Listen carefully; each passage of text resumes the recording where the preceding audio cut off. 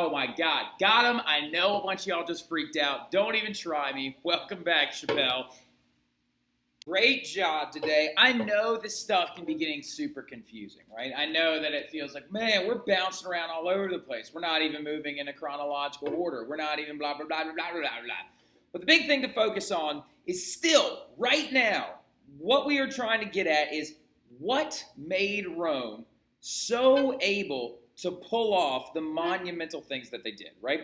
That's why we've been jumping around so much. That's why we talked about Romulus and Remus being the original founders up front. And then that's why we talked about the organization of the army following the Gallic campaign and how its eventual height at the Empire period would be an army that was unstoppable, right? Now, did the army of Rome have all that technology right after the Gallic campaign? Or not the Gallic campaigns, that's Caesar. No, right after the Gallic sacking of Rome in 390 BC?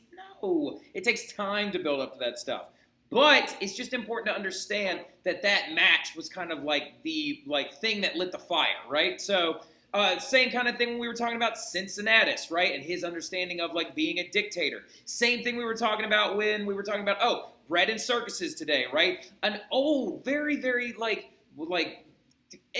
very experienced tactic, but the problem is I can't show you a circus arena that's from the 400s because the original ones were destroyed and rebuilt, right? But it was really important with the theme of this last couple of things to understand the quintessential thing about Roman government, right? It was important to understand from the last flip and into this flip that the Roman Republic was unlike anything the ancient world had ever seen, right? And we started off talking about it in this phase one, right? We talked about the plebeians, we talked about the patricians, and we talked about how this was the functionality of the Roman government in its earliest fledgling state, right? Now, granted, was it much more complex than this? Yes, you had praetors, you had magistrates, and they had different jobs. You had quaestors later on, you had censors later on. So this thing is very, very, amorphous, huge. It's actually way bigger than this. But what I'm trying to show you is the reason why the plebeians, or the plebes, or the plebs, why they got so mad, which led to the struggle of the orders, right? My GPA is probably didn't we talk about this in class? We did, and you've already copied this stuff down, and it's really okay. But the thing I'm trying to do is just give you a little bit of a flipped session to kind of make sure that you understand, right? So remember, in the earliest phases of the Roman Republic, you had two consuls that had to be patricians. You had over 300 senators that served for life that had to be patricians, right? They advised the consuls, and they actually helped them function as a lawmaking group, right? You had the citizen assemblies, which would be the smallest thing you could be elected to that you could be a pleb. But the problem was it didn't really do anything except elect consuls, right? So the big thing about it was the plebs were super, super ridiculously underappreciated and not represented. They were not allowed to be elected to any of these higher offices.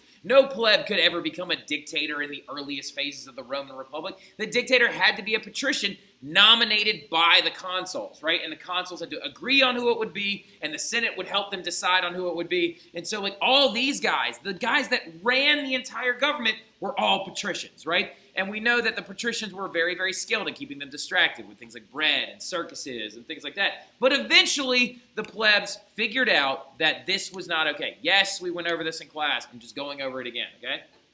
But the big thing about it is the plebs finally realized that you're trying to distract us. This is not fair, and which is going to initiate this thing known as the struggle of the orders, right? Or the conflict of the orders is what some other historians refer to it as, right? For any nerd out there that's watching my videos that's not in my class, yes, I know that it's all right, now, anyway, but the real big thing about it, though, the struggle of the orders or the conflict of the orders was not a singular event. It's the same kind of idea over 100 years. The plebs standing up for their rights, right? New laws are going to be passed because of the struggle of the orders. New laws are going to be passed, new orders are going to be added, as in, we're going to talk about that in a second, right? New orders will be added to their government. Plebs and patricians are going to be allowed to get married, which will advance their statuses throughout society. Tribunes are going to be added to the government. The 12 tables, jot this down, is going to be posted in the forum. Roman law would be posted in the forum so plebs could go and reference it at any time, right? Because the patricians were the only ones that really had the ability to read. But plebs now had the ability to go up to the forum, point at the 12 tables on the wall and be like, that right there says you can't violate my rights, right? So it's a very, very big thing. So make sure you add that underneath there. 12 tables added to the forum. And here's the big thing, though. We haven't really discussed yet up until this point. We might have in a couple of other classes. We may not have in one of the others, but it's okay. How did they pull this off? What did the plebs do? But I screamed it at my G period, who I think really, really is getting this and really understands. The entire Roman economy, military, food production, protection, all hinges on the plebs, right? They are the soldiers, the farmers, the merchants, the craft workers. They are the everything. The patricians only exist because of the plebs, right? So the plebs boycotted.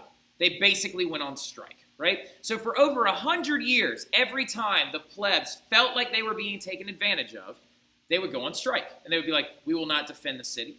We will not produce the farmed goods. We will not sell these wares for the economy. We won't do anything until you help us get equal representation, right? So this is a huge thing. The struggle of the orders is a massive event, right? Massive event that spanned over 100 years, and they striked multiple times to get the government reformed. Because here is the beauty, the absolute beauty, the gorgeousness of the Roman Republic, and the reason why it still needs to be talked about is because our governments today should be more like the Roman Republic in the sense of they should change. They should be allowed to change. They should be allowed to adapt. They should be allowed to morph, right? Because things are going to change. And when, as you can see immediately, I know some of you are like, whoa, well, this little green brick got added, right? Make sure this is drawn in your notes, right? Because this is the second phase of the Roman government. Yes, the dictator still had to be a patrician. But by the end of the struggle of the orders, you still had 2 consuls, and one of them had to be a pleb, right? The latest version of the Roman government, you had a pleb and a patrician, which was representing the equal rights of the Roman Republic.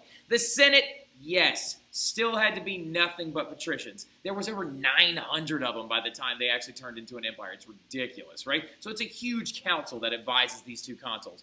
But the big thing about it, though, the Senate still served for life, but now they could be checked, right? Because this group was added. Originally, when the struggle of the orders started, the tribunes were only about 2 and then turned into 5. But at the height of the Roman Republic, there were 10 of them, known as the College of the Tribunes, right? And the tribunes had one very special power. One, it was a council made up of nothing but plebs, right? Nothing but plebs in the tribunes. And they were there to look out for the intentions, the ideas, and the well-being of the plebeian class, right?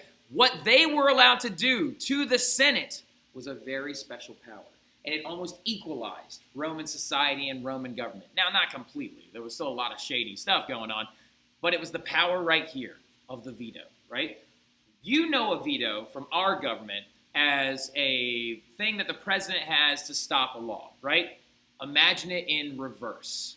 Imagine the poorest people in Roman society have the ability to veto the wealthy. This is amazing. This is ridiculous. They were given the power to actually shut law down that was coming out of the Senate that would disenfranchise, affect, or hurt the plebeian class, right? They were able, this group of plebs was able to tell that group of patricians, you will not help pass that law. You will not advise the consuls on this initiative because it's going to affect the plebs negatively. This is massively important. They gained equal representation, right? And this is very important. In Latin, guess what veto means? It means to send back, right? It literally means that, nope, take that law, go back into your little room, discuss it further, and change it, or else we're not going to let it get passed, right? This is a massive important thing, right? So the struggle of the orders, the poor people of Rome, standing up for their rights, going on strike, doing all these things are going to give them better marriage rights, better laws of citizenship. The laws would be posted in a public place, and they were going to be allowed to elect their own council, the College of the Tribunes, right? That is a massively important thing. And again, if anybody's looking at this from the outside, they're like, wow, Mr. Terry, I'm a professor at Harvard, and I know that the Roman government is more sophisticated than this. Shut up. This is a high school Western Civilization survey course. Calm down, all right? But anyway, right? This is still a very effective tool, and this is going to be on the fill-in-the-blank section of your test, so make sure you know these things, right? So anyway, but going forward, though, so now we have their government, right? Now we can understand why the Roman Republic period was such a big period, right? Why it was such a big, huge thing. But the big thing we have to understand, though, too, is, like, now that we're talking about Rome, and now we understand the Republic, and we understand the struggle of the orders, and we know how they accomplished that, we know how they pulled it off, we also have to understand, but still, does the Roman Republic affect them getting this big, right? Rome is going to become gigantic. Rome is going to be the largest Western empire the world had ever seen up until this point, right? One little city right here is going to grow to expand and take over everything that you see in red, right? That is insane. And did they just show up day one with the ability to do that? No, of course not. There was a series of events that actually caused this Roman model for conquest, right? Rome never intended to grow as large as they did, right? Rome never planned, like, you know what? Let's take over everything, all right? So, like, they never actually planned to do that, right? It's kind of a series of events that set tumblers into place that created this giant Rome, right? So now we're getting to the last theme of Rome, right? We have been talking this whole time about themes of Rome, right? The Roman themes of, like, their founding, the Roman themes of civil wars being present in their founding, which we'll talk about later, the Roman themes of conquest is their military becoming advanced, the Roman themes of advancement, the Roman themes of their government. We've been talking about the things that makes Rome, Rome. Ugh, love Rome, right? But the big thing we're getting into now is the last theme, Roman expansion, the Roman empiric state, the Roman gigantic red on the map that you just saw, right? So the Roman model for conquest never intentionally was planned to get that large, right? But they just kept taking over area after area after area as time went on. But a lot of this starts out in these events known as the Punic Wars, right? Not much like the Persian Wars. These are actually wars, right? As we know, the Persian Wars was one revolt and two invasions that were very, very ill-fated and didn't last very long. The Punic Wars were actual wars, right? Declarations of war against an enemy that actually created a huge amount of strife and then is going to lead to this Roman model for conquest. It's going to start showing the Romans that they can go beyond their barriers, beyond the Italian peninsula, beyond onto other coasts, span the Mediterranean, and take over whatever they want, right? And it didn't come without struggle, right? Because by 272 by 272 BC, all of the peninsula was under Roman control, right? So the entire Italian peninsula by 272 BC is under Roman control. Now remember, in 390 BC, they were sacked by the Gauls, right? And so in 390 BC, they actually started to reform their army and made a better military, right? So in a little over 100 years, Rome goes from being a city that was destroyed and burnt to the ground by the Gallic invasion, right? The Gauls, the big, like, barbarians that showed up and they mushed them to the ground, right? And then they turned it around on their head, modernized their army, created these, like, legions, which were much more like hoplite armies originally, but still, created, like, these simple legions and took over the entire Italian peninsula. But a rivalry is going to develop because when you have one strong power, is it cocky and arrogant to think that Rome would have been the only strong power in the Mediterranean during this time period? Yes, it's extremely arrogant. It's very, very arrogant. Yet again, Roman arrogance getting in the way, right?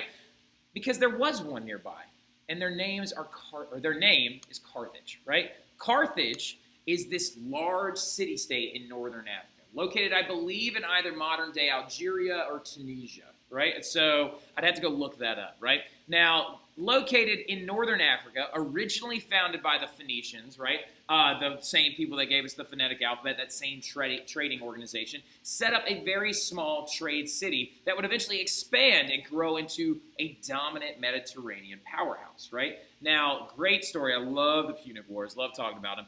And this Carthaginian city became very large, and they were the controllers of sea trade, right? This right here is what we believe Carthage looked like at its height, right? As you can see, they were technologically advanced. They were completely all about the ideas of intercoastal trade and actually expanding their influence around the Mediterranean. And as we can see, just like the Romans, they're becoming civilized and they're becoming more advanced, right? And I hope that this boat turntable existed, right? I doubt it did, but I really hope it did. But they're a threat. They're a threat, right? Because, look, Rome's just been leveling up. For any of y'all that play video games, right, like, once you hit a certain level, you just got to keep leveling up, right? And Rome right now is this big, right? Rome in 264 BC is going to be about Shea big, right? It's going to be big enough to control the Italian peninsula. Now, if you remember, looking all the way back, the reason why they never were able to start their founding city in Sicily is because the Greeks were already there, right? And the very famous Greek city that exists there is called Syracuse, right? Not Syracuse, New York, but Syracuse, New York is named after the Greek colony known as Syracuse, right? But who's the bigger and the more intimidating group? This purple group, right? This purple, empire, that's Carthage, right? So looking at these two people, if you saw Rome in this corner wearing the red trunks and they're about to go box or fight against Carthage, it looks like Rome is about to be outmatched, right? But Rome is just sitting there saying to themselves, you know what? It's time to level up, right? So a war ends up breaking out over just that island of Sicily, right? So looking back again, the island of Sicily is right here, right? And an actual war ended up breaking out mainly because of these people, the Messenians, right? There was a big misunderstanding between a group of pirates and a group of people from Syracuse, and they were like, hey, and they started arguing, and then Rome was called to help the Messenians, and then the Carthaginians were called to help the people from Syracuse. Big kerfuffle. But the very first battle started over that one island, right? Just the island of Sicily, because Carthage was just getting a little bit too close, right? Because Rome is going to ally with the small city of Syracuse, and they are going to end up waging several different battles, and they actually end up extending control, and they take over the entirety of the island of Sicily from Carthage, right? Now, this is a big deal, because it's going to also force Rome to do something very important, to build a navy. Because for the last several hundred years, Carthage has been the naval power in the Mediterranean. And Rome had no navy at all, right? They didn't have a large fleet. They didn't trade over great expanses because their farmland was so rich they didn't need to. Also due to the fact that their coastline is not indicative of actually having a naval fleet. So they never had one. So to beat Carthage in the water, and this war took 23 years, they had to build a navy, right? And this are the vessels that they're going to end up building, right? Where are these from? What do these look like? That's a trireme, right? So that's a trireme. They actually look almost identical to the Athenian versions of the triremes that came following the first Persian invasion, right? What is the main weapon on this vessel yet again? This bronze battering ram right here on the front. But here's the funniest thing about it. Did the Romans trade directly or buy these things from the Carthaginians? No, the Carthaginians aren't going to give them a style of naval boat that they use, right? Are they going to get them from the Greeks? No, they don't really have the best dealings with the Greeks right now, and they're not that strong, and the Greeks might end up coming and taking them over. And also, during this time period, this is when the Hellenistic period is going on in Greece, so Greece is still super strong right now. The Romans found them. They found a couple of sunken Carthaginian triremes and reverse engineered them. They found them sunk at the bottom of the Mediterranean, pulled them up, and reverse engineered the entire vessel and created their own navy based off the Carthaginian design, right? So this is an absolutely amazing thing. So Rome is going to win and take over all of Sicily from the Carthaginians, right? And the Carthaginians are going to be forced to pay reparations, and they're also going to be forced to give up these two islands as well. So Rome has just done what? They just leveled up big time, right? They leveled up huge, and they had their first major victory against another major power. But they also managed to piss off two people, right? These guys by the names of Hamilcar and Hannibal, right? Hamilcar and Hannibal are Carthaginian generals, right? They are generals from Carthage, and you have now just made them furious, right? Because Hamilcar was the guy defending Sicily, and he lost his first engagements to the Romans, so he's furious, and he hates Romans now with a fiery passion.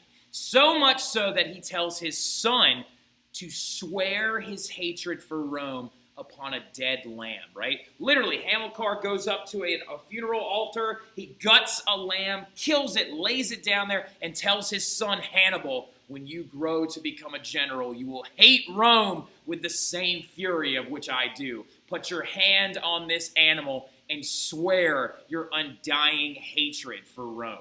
So you have just created two enemies in Carthage that are two of the most brilliant military minds in the world, right? So Hamilcar and Hannibal are not going to take this lightly. So what ends up happening in the Second Punic War, Rome is going to be threatened by Hamilcar, right? Hamilcar goes off and attacks Spain, right? He goes off into Spain mainly, looking back at this map real quick, he goes off into Spain mainly to create silver mines so he can find enough money so that Romans can be paid back for the reparations they're owed from the First War. But what ends up happening is they actually end up accidentally attacking a small city-state that is allied with Rome, right, in Spain itself.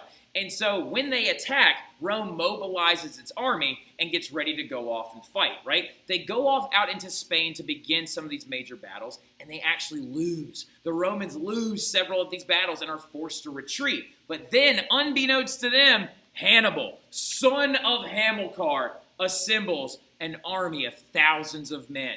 You see siege tanks, right, like catapults and heavy artillery, and 37 elephants, and he decides that it is time for him to go march across the Alps, the geographic protector of Rome. He's like, no mountain will stop us, and he decides to march his army over the Alps and threaten the city of Rome. This is Hannibal's army with its elephants marching over the Alps. Now, a bunch of the elephants died en route because they got too cold and they starved and stuff like that, and some of them fell off a mountain, which I find absolutely hilarious, and I don't know why, because I just imagine it would be really slow, just like, goo, goo, goo, no, Clarence.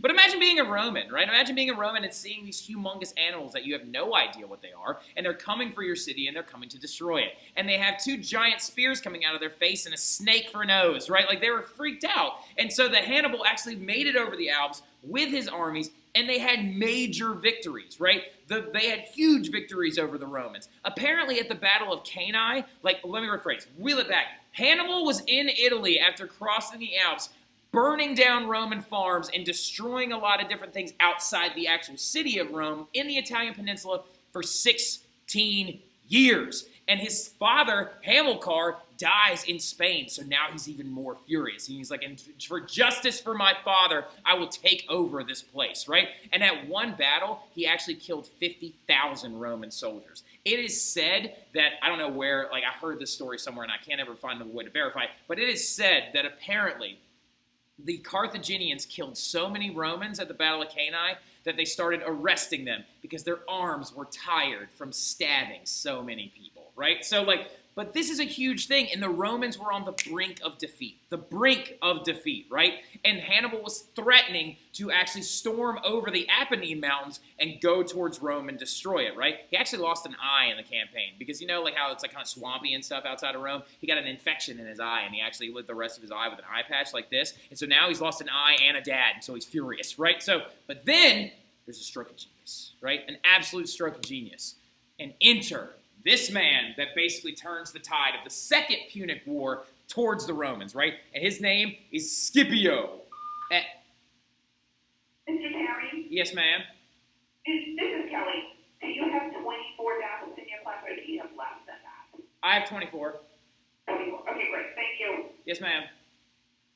Scipio Africanus, right? So Scipio Africanus comes up with a brilliant, genius plan to take the fight back to Carthage. No more of this 16-year-long war where we're defending ourselves and on our home front. Now what we're going to do is we're going to go after them. Because Carthage now controlled Spain, and Hannibal was wreaking havoc inside of Italy. Whereas Scipio Africanus, Publius Scipio Africanus, actually decides that he is going to take his armies and take the fight to them, right? And so he shows up in Spain to try and, de-Carthagify it, right? He actually attacks Spain and has major victories. He actually loses a couple of early battles, but then he also tries to get rid of the Carthaginians in Spain, hoping it's going to force Hannibal to leave Italy and come and fight him there.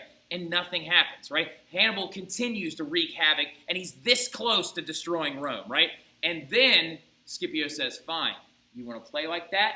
You took your entire army from Carthage to Spain, left half of them there, then took the other half, and then went after Rome. So who's defending your house, right? So he decides to go to northern Africa and attack Carthage directly. He shows up in northern Africa to go and attack them directly, which forces Hannibal, one eyeball and all, to actually turn around with his elephants, right? Apparently he rode one all the time. Her name was Sulla, or not Sulla. It's like Sura. Sura's Hannibal's elephant. But apparently Hannibal is forced to turn around and return to Africa to defend Carthage. And so he never gets the chance to destroy Rome. And Carthage is going to surrender and sue for peace because the Romans at the Battle of Zama absolutely destroy the Carthaginian army, right? Because their armies are refreshed, ready to go. And Hannibal's been trying to take over Italy for the last 16 years. And in the process, he's lost an eyeball and a dad, right? So, now Carthage is going to give up, and Hannibal is so disgraced that he had to flee and find another job in another kingdom, right? And then the third Punic War is going to, happen because they actually turn Carthage into this, little territory that they're like, oh, well, we control you. But during the third Punic War in 146 BC, Rome just kind of turned into a bunch of jerks, right? And Carthage was literally left in ruins because they were like, you know what? Carthage might get strong enough to fight us again.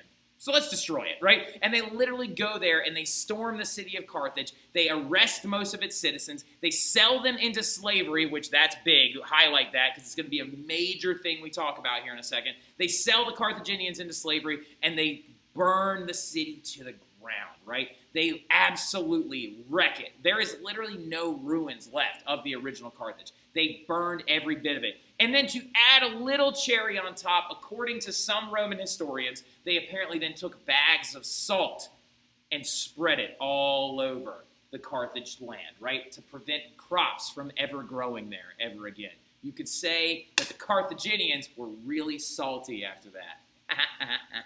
Now, anyway, but Greece, Macedonia, and other parts of Southwest Asia are going to then begin to the dominoes begin to fall and come under Roman control, right? Rome's going to use diplomacy and threats during the Punic Wars, and they're going to make this massive leap, right? By 146 BC, they then go over and they take over all of the Greek territory as well, and then sell the Greeks into slavery, but they turn Greeks into, tutors for their kids, you know what I mean? Because the Greeks are so intelligent, so they make them, teacher slaves. But anyway, so this major event, the Roman Republic, is going to then divide all the new stuff into provinces, and a governor would be elected to lead each one of them to try and report back to the Republic. And that's a very genius thing because one of our very famous historical figures, Julius Caesar, would end up being a governor of one of these provinces, right? The Gallic province, though, actually. And the people of the new provinces had to pay taxes and to Rome. Some were taken into slavery. Eventually, citizenship would be extended to a lot of them, though, right? And so, literally, these are some of the only ruins apparently attributed to what could possibly be left of Carthage, right? So Carthage was absolutely just ransacked to the ground. And eventually, the Punic Wars are going to be the dominoes that begin to fall that sends Rome into this idea of conquest, right? This idea of taking more, getting more, and earning more, right? So maybe Rome never would have got this big if the Punic Wars never happened. We'll never know because they did, and I love that story, but I'll talk to you guys later. Y'all have a good one. Very impressed by y'all. Keep working hard.